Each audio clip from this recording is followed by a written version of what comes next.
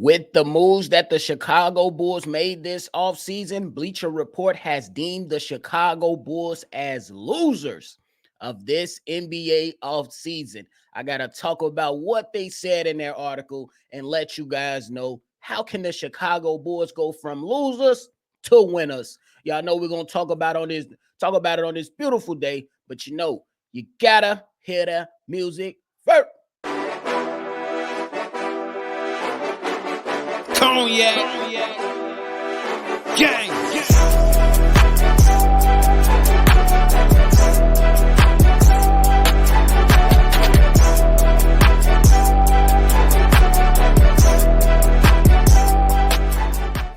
Shy Bulls podcast with the Cognac Boys. I'm Cognac Boy Bobby, and I'm holding it down on today's daily episode. First and foremost, shout out to you, Bulls Nation. Of course, we are seeing red as it's being displayed on your screen. Thank you all so much for the continued support.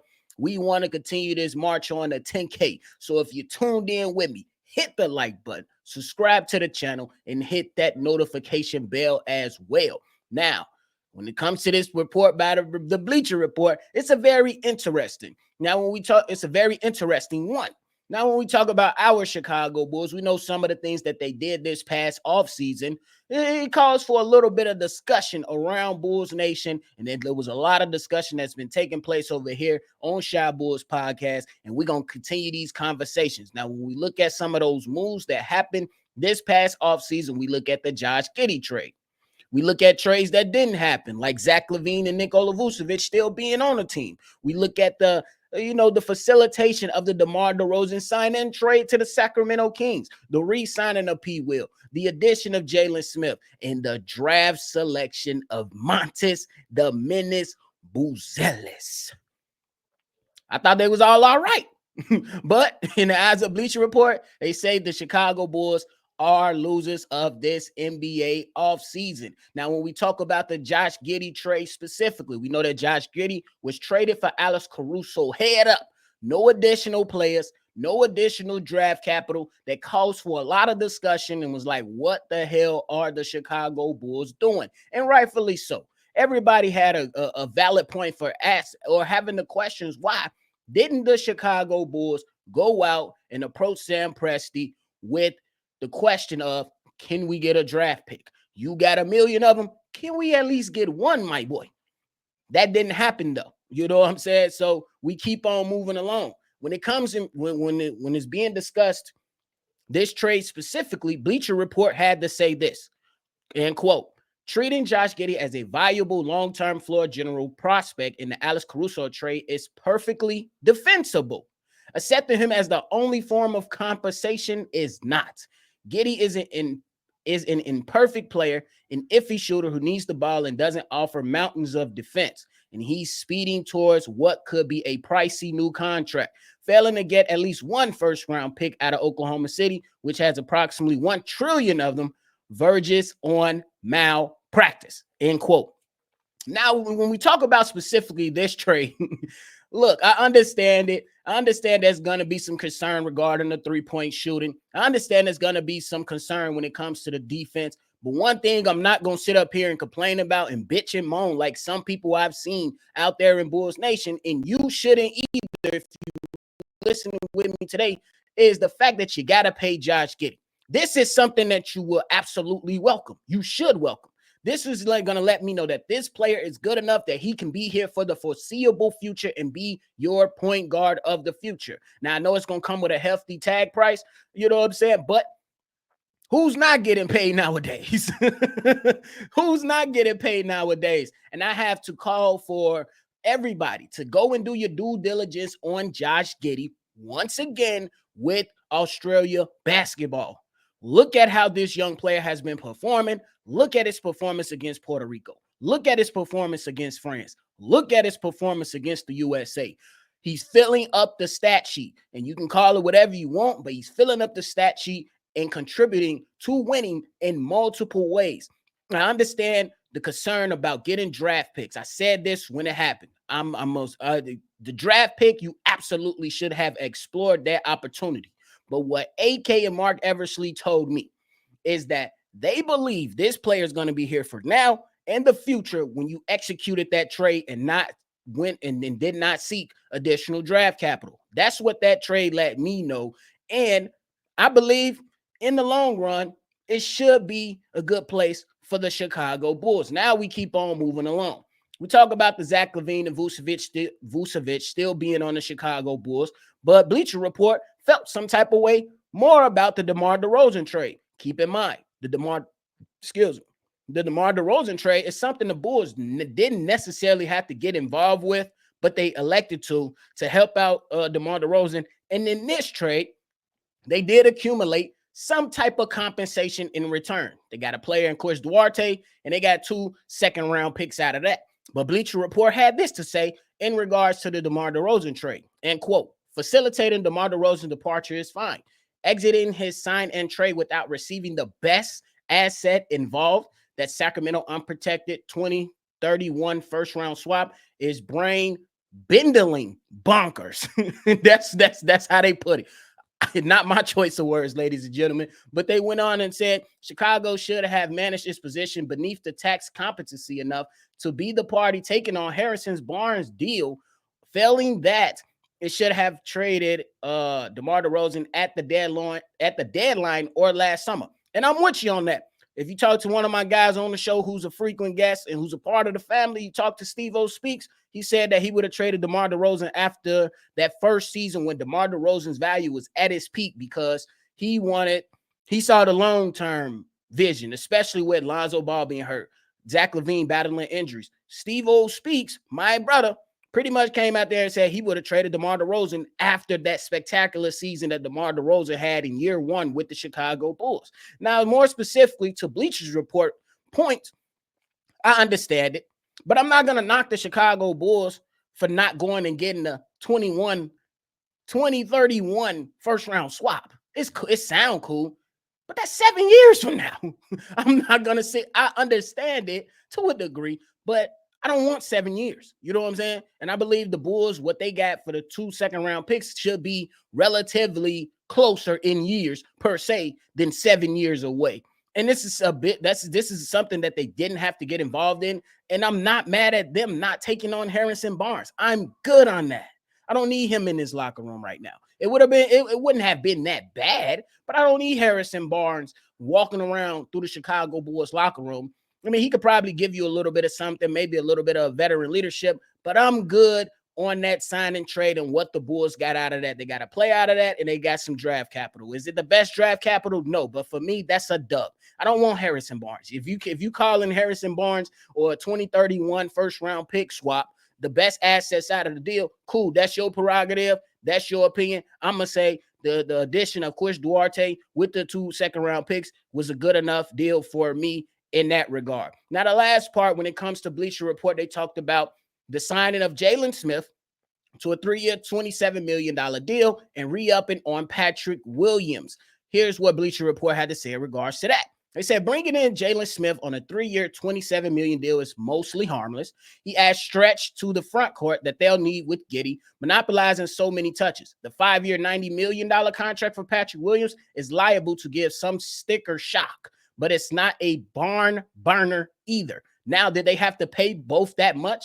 And were either of them worth making it difficult, if not possible, to take on Barnes? Debatable at best. Me, I say, with the skill set that Patrick Williams has, you just can't give up on it right now. This is a guy that's still only 22 years old. Correct me if I'm wrong. 22, about to be 23 years old. So you still got some type of runway with this young player. And I don't want the Chicago Bulls or Bulls fandom to come in and add another what if to the Bulls organization conversation. The what ifs. Y'all know the what if conversation that always come up. Oh my God, look at Laurie marketing. Oh my God, if we would have held on to Jimmy Butler, he'll still be here. Oh my God. The sky is falling. I'm good with that. So I'd rather this young player stick around for a little bit longer. And if it doesn't work out, the man got 5 years. He got 5 years. If it don't work out, it's just 90, you know what I'm saying? A total of 90 mil. Look, I'm not a millionaire and it ain't my money. But the point is that if Patrick Williams eventually breaks out, it's a dub and you got him for the low. If he doesn't break out, You might be saying it's an overpay a little bit, but at the very least, we know what Patrick Willis is going to give us. He's going to give us solid defense, sometimes elite, sometimes exceptional. You know what I'm saying? And he's going to be an excellent three-point shooter from the field. So I'm like, that's something it's not like he's worthless. He still has something to offer. Now, when we talk about all those, and you know what I'm saying, and all those are valid points. And when we talk about what these Bulls made, and I'm not going to sit here and disagree with the Bulls possibly being losers.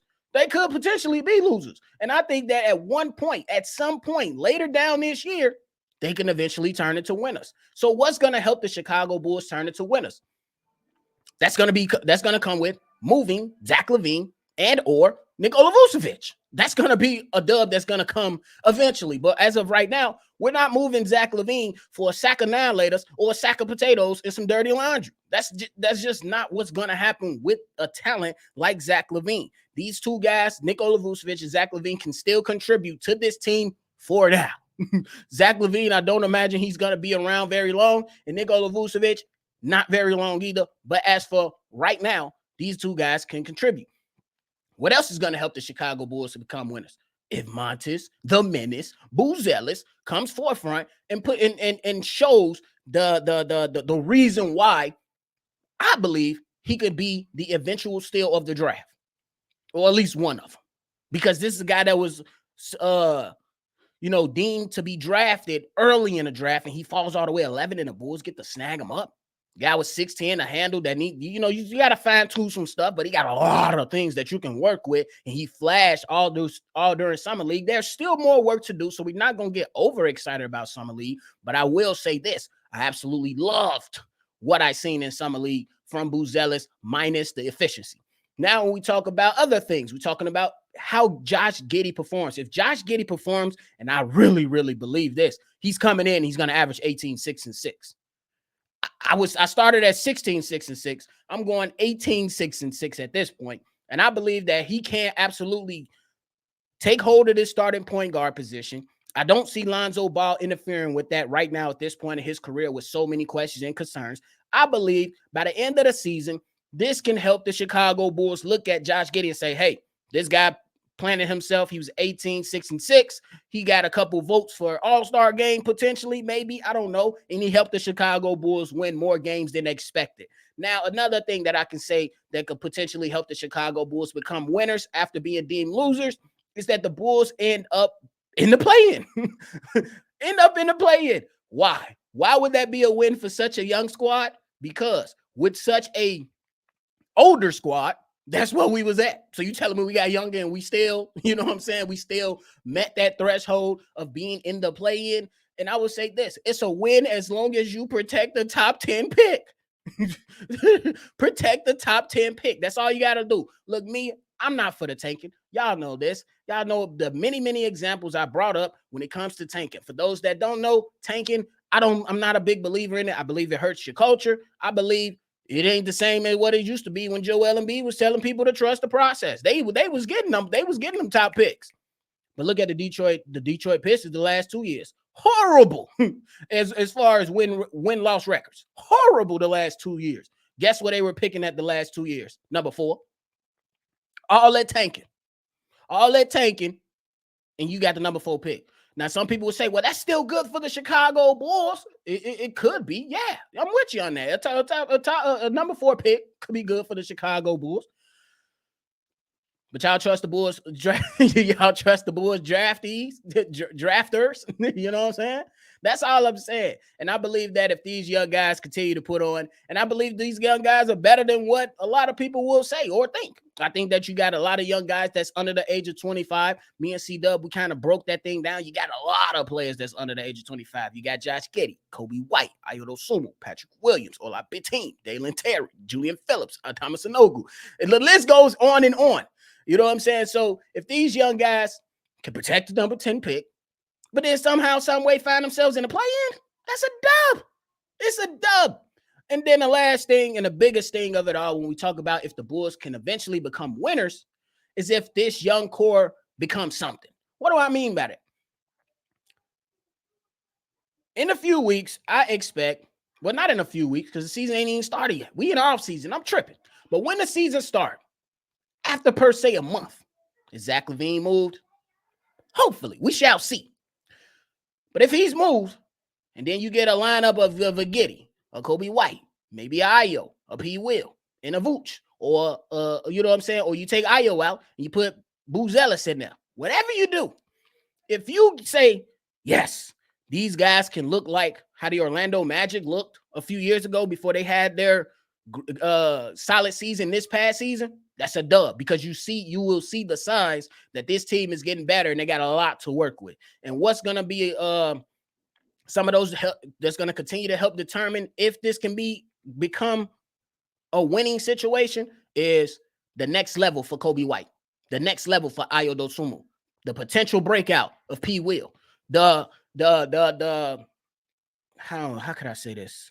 The display, for lack of a better word, of a Josh Giddey, to see how he could perform in this, and to see if you can come out this with 4 solid young starters at the end of the season. By the end of the season, if the Chicago Bulls come and end the season and they say we got 4 young starters that can continue to push this franchise forward, that's a W. Because as of right now, we got a few, what ifs and the maybes.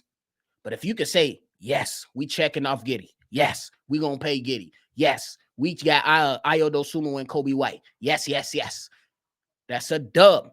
And let's not talk about the young additions of Jalen Smith. We didn't even talk about him adding on to the young talent. So the Bulls are deemed as losers right now, but they can eventually be winners is the whole entire point by moving Zach or Nikola Vucevic, if Booz Ellis shows, if Giddey performs, if the Bulls end up in the play-in, protecting the pick, and the young core becomes something. I know that's a lot of things that they got to check off, but who gives a damn? We deserve better as Bulls fans, and the Bulls got to go out here and put out a great winning product. As AK keeps saying it, we want to win basketball games. We want to win championships.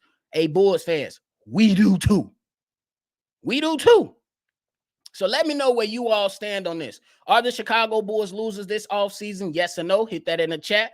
And if you do say the Bulls are losers, what can they do to become winners? Hit that down below. Let us know. Or you can call in and leave your take on the voicemail line. The number to do so is 773-242-9219. Hit the like button. Subscribe to the channel while you at it. Thank y'all so much, Bulls Nation. See red, of course. I got all this damn red on today, but see red, of course. And y'all already know. I'm going to catch y'all on the next one, for sure. Cognac. Gang.